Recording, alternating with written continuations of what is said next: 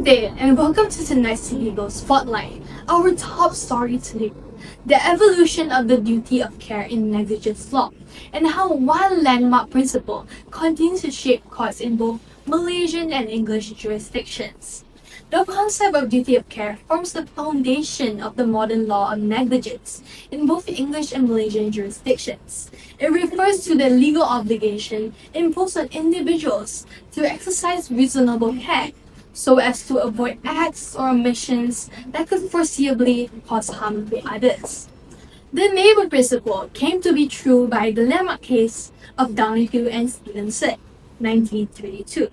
In this case, Mrs. Donahue became ill after consuming ginger beer that contained a decomposed snail. The court held that the manufacturer of the ginger beers owed her a duty of care despite the absence of a binding contract or legal relations. Lord Atkin declared that one must take reasonable care to avoid acts or omissions that can be reasonably foreseen as likely to injure one's neighbor, meaning persons who are closely or directly affected by one's actions. This revolutionary judgment transformed the traditional understanding of negligence by moving away from the limited approach towards a broader, more general principle that can be applied to much of a wider range of circumstances. In this presentation, we will first explore how Lord Atkin's neighbour principle has been applied in both English and Malaysian law. We will then discuss how the principle evolved and expanded through later cases, and how it was refined to balance fairness and policy considerations. Now, I'll talk about the application of the neighbour principle in the English jurisdiction. There are two elements in the neighbour test, which the first one is foreseeable of harm, proved in the case of Top and London Country Bus in 1993. The fact says that one of the buses was left unlocked, left with the ignition keys in it, and the thieves took the bus and drove it recklessly, ending up killing a cyclist. So the Court of Appeal held that the defendants owed no duty to take care due to the acts of a third party, which was not foreseeable, and it is too remote that thieves will take the bus and run over the cyclist.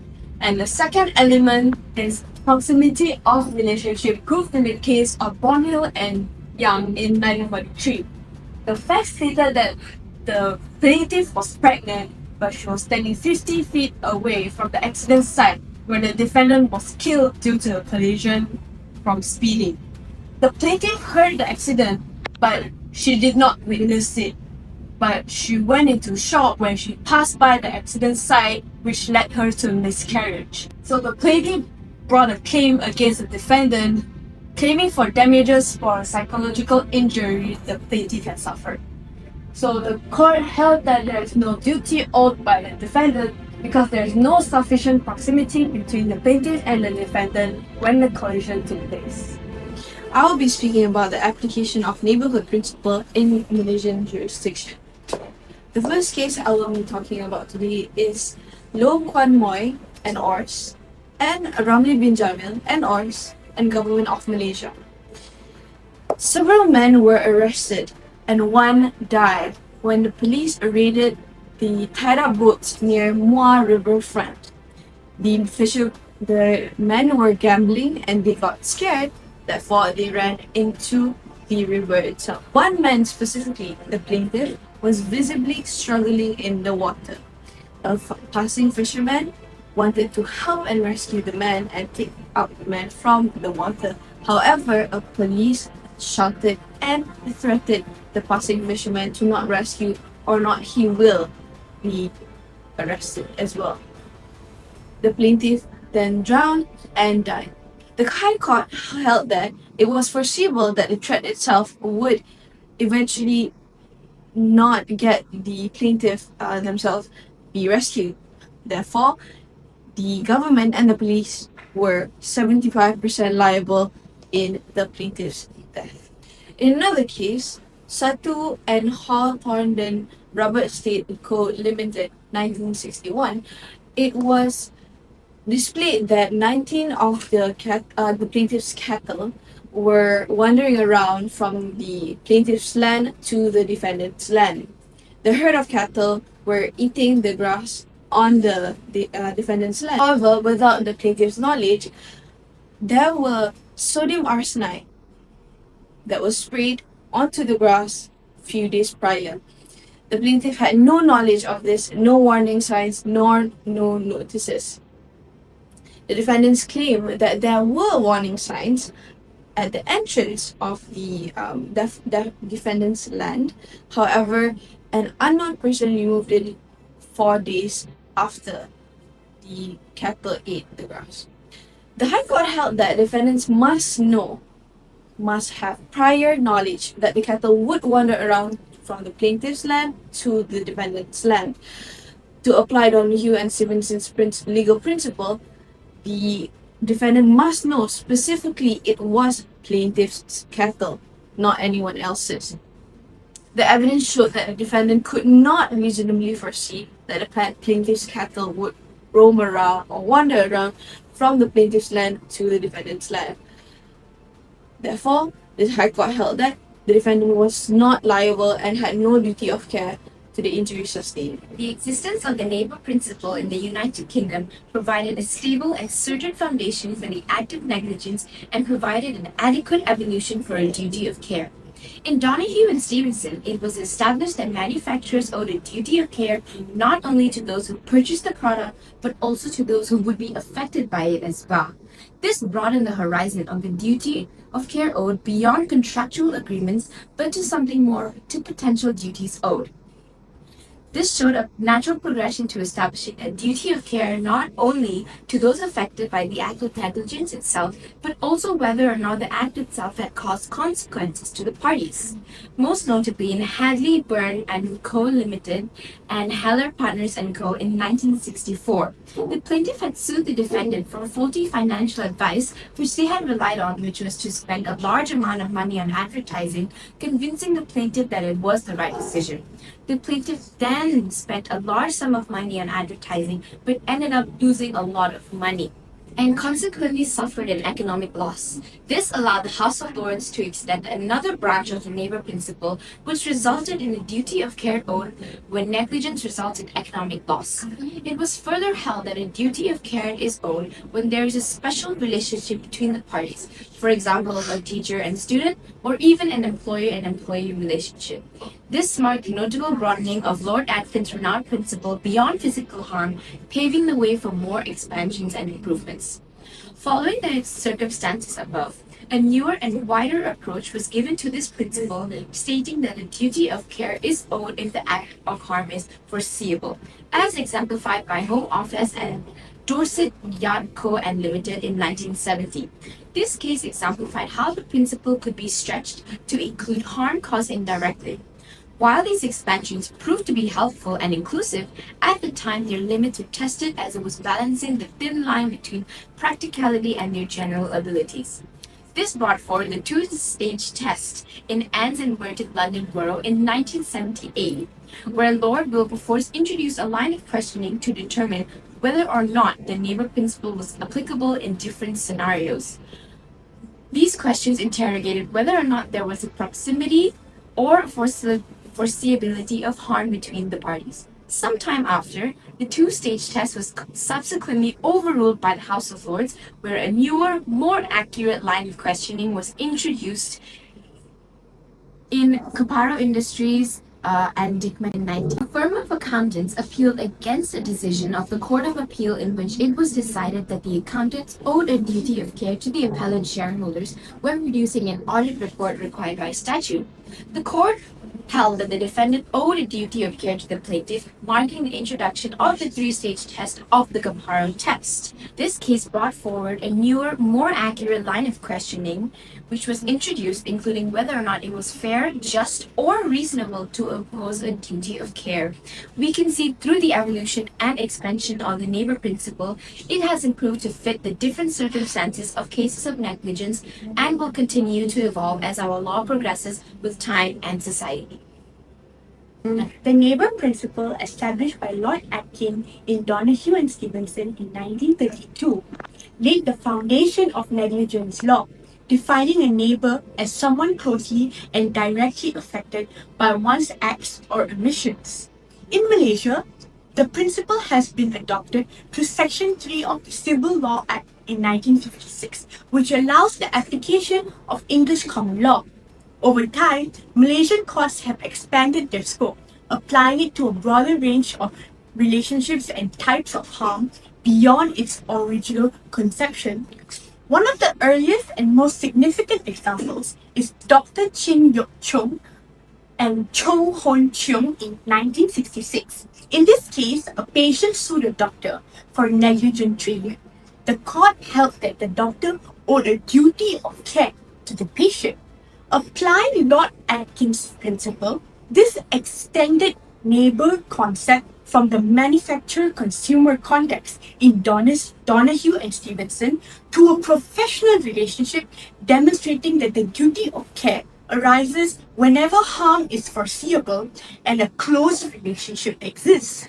The case marked the beginning of the principle's growth in Malaysia, showing that it can apply beyond physical harm to situations involving proximity, reliance, and social responsibility. The principle was further developed in Tenaga Nasional Berhad and Batu Kemas Industri Sdn Berhad in 2018, where a power disruption caused by Tenaga Nasional's negligence led to financial losses of a manufacturing company. The federal court held that Tenaga Nasional owed a duty of care to its consumers. The harm was foreseeable, and the relationship between the utility provider and its customers was sufficiently proximate. This case represents a major expansion, extending the neighbor principle to economic and commercial laws, and demonstrating its adaptability to modern industrial and businesses contexts. Together, Dr. Chin Yok Chung and Tenaga Nasional illustrate how Malaysian courts have progressively broadened the principle. The expansion is evident in two ways. Firstly, though an extension of relationships from the original manufacturer and consumer link to professional, contractual, and institutional relationships. Secondly, the injury and property damage to economic and commercial laws. These cases reflect the dynamic evolution of negligent law in Malaysia, showing that the neighbor principle remains a flexible and enduring foundation for establishing duty of care in modern and legal contexts. Now moving on to the refinement of the neighbor principle in English jurisdiction. The concept of duty, or rather the neighbor principle, originates from the landmark case of Donahue and Stevenson, which has then been substantially refined and developed through subsequent English law. In this case, Lord Atkin established that a person must take reasonable care to avoid acts or omissions which you can reasonably foresee would be likely to injure your neighbor. This principle provided the legal foundations for the modern law of negligence by recognizing a general duty of care in the absence of a contractual relationship. Later, the neighbor principle was refined substantially in Anne's and Merton London Borough Council, where a block of flats was built with foundations that were 2 feet 6 inches deep instead of the legally required 3 feet. Over time, the inadequate foundations caused structural damage. The leases of the flats sued the council for negligence. The House of Lords held that the council did not owe a duty of care to ensure the foundations were properly inspected. The court established the Anne's test as a new framework to determine if duty of care exists. This two approach was designed to balance the need to recognize foreseeable harm with the necessity to limit liability in certain cases. However, the Anne's test was criticized for being too broad and could potentially open the floodgates to limitless liability, especially against public authorities. Courts found that the approach oversimplified the complexities of negligence and placed too much emphasis on foreseeability without adequately addressing policy limitations. So now I'll be talking about the Kapar Industries and Digman case. So the fact of the case is Kapar Industries bought shares relying on the company's audited account, which incorrectly showed a profit. After discovering the company was actually losing money, Kapar sued the auditor for negligence. The court held that the auditors did not owe a duty of care to individual investors. The decision established the three-stage Kaparu test for duty of care. The first one is foreseeability, proximity, and fairness. The House of Lords reformulated the principle for establishing a duty of care into three-stage test. According to their lordship, a duty arises where harm to the claimant is reasonably foreseeable, and the second one is there is a relationship of proximity between the claimant and defendant, or it is fair, just, and reasonable to impose a duty of care. The approach in Kaparu introduced a more cautious, precedent-driven method of analysis. It requires court to develop a new categories of duty incrementally, guided by established case law, rather than relying on overly broad text. Kaparu narrowed the scope of the principle established in ends and restored judicial restraint in extending liability. There are similarities between the two tests. The first two elements of the Kaparu test, which is foreseeability and proximity, largely mirrors the first stage of the ends test, while the third element, which is fair, just, and reasonable, reflects the policy considerations in the second stage of ends. The main difference is that under Kaparu's test, it is the plaintiff that must put forward policy reasons for imposing liability, whereas under ends, liability would only arise once the plaintiff had established reasonable foresight and proximity, and the defendant had to demonstrate policy factors for negating liability. Now, I'll be mentioning about the Malaysian cases that includes public authority and financial liability. The first case I'll be mentioning here is the CIMB Bank Berhad and Anthony Lawrence Brooke and Anor case, where the duty of care is not directly applied and it must satisfy foreseeability, proximity, and policy consideration. It also ensures claims are fair, structured, and context sensitive. The second case I mentioned here is the Majlis Pembandaran Ampang Jaya and Stephen Hua Cheng Lun, which is the Highland Tower case, and there is no duty imposed due to lack of proximity and policy limit. It also highlights careful balancing of public and private interests. The next case I'll be mentioning is under medical negligence, which is the case of Dr. Chin Yoon Hiap and Ng Yu Kun. The duty of care exists even if treatment options are limited. And the second point is standard of care judged against reasonable and skilled medical practice. The last point is it demonstrates how causation, foreseeability, and medical standard intersect in Malaysian law. It is undeniable that the naval principle established by Lord Atkin has impacted the judiciary, as it is one of the bases of the law of negligence upon establishing the duty of care. So, in this part of the presentation, we will focus on the relevance of the naval principle in the past and present, and most importantly, the future. Now, let's look at the past and present, especially first in the English law jurisdiction, where the first case that founded the naval principle was Donahue and Stevenson in 1932. And this changed the terms in applying the law of negligence.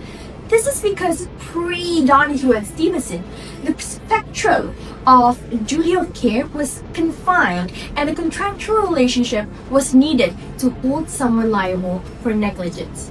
Hence, the relevance of the naval principle comes into the picture as it ameliorates the law by holding one liable if their actions or omissions directly affect another. Nevertheless, a contractual relationship exists or not. This principle initiates the duty of care as it provides further justice for the parties involved. Now, let's look at the Malaysian law jurisdiction, where Malaysia received and applied the naval principle, as the court has ascertained that Malaysia does not have any written laws in effect regarding negligence, hence deciding that the English common law concept applies. The Malaysian legislation applied it via the Civil Law Act 1956 in Section 3. Hence, the neighbor principle demonstrates that it played a major role in shaping Malaysia's law of negligence as it protects the manufacturer consumer-based cases such as product liability and service negligence and more. Now, this shows that the principle is relevant and continues to be relevant until now. Now, let's look at the relevance of the neighbor principle in the near future, where a question that we would like to bring forward is whether the neighbor principle by Lord Atkin will continue to be relevant in the future of the judiciary pertaining to negligence in establishing the duty of care. Well, to answer this question, we agree that the neighbor principle will remain significant and will also continue to be significant as it is applied in various cases. The main reason why we say this is that the neighbor principle will always be the foundation of the law of negligence. According to a study by Martin Davis, as times evolve, the neighbor principle has lost credibility as its applicability as a genuine test for duty of care has been questioned. This has caused the judiciary to rely on refinements such as Ants and Merton's two-stage test, which was overruled, and Kapoor's three-stage test, which is still in use. However, regardless of the numerous frameworks established, ultimately the neighbor principle remains as the conceptual foundation of the refinements. Thus, even if there are further refinements concerning the test to establish the duty of care, the legislation will inevitably have to return to the heart of the duty of care set by Lord Atkin, the neighbor principle. Hence, this principle will always be relevant past, present, and future.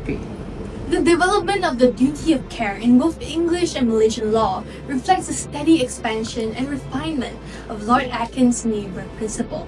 What began in Donahue and Stevenson as a rule about taking reasonable care to avoid foreseeable harm has become the foundation of modern negligence. English courts broadened the principle to cover areas like economic loss and third-party liability, later refining it through tests like Kaparo to ensure incremental policy-sensitive development. Malaysia, adopting the principle through the Civil Law Act 1956, applied it similarly to professional negligence, commercial losses, and complex relationships, as seen in cases like Highland Towers and CIMB Bank. Despite these refinements, the neighbor principle remains the core basis of duty of care, guiding its continued evolution in both jurisdictions. Thank you.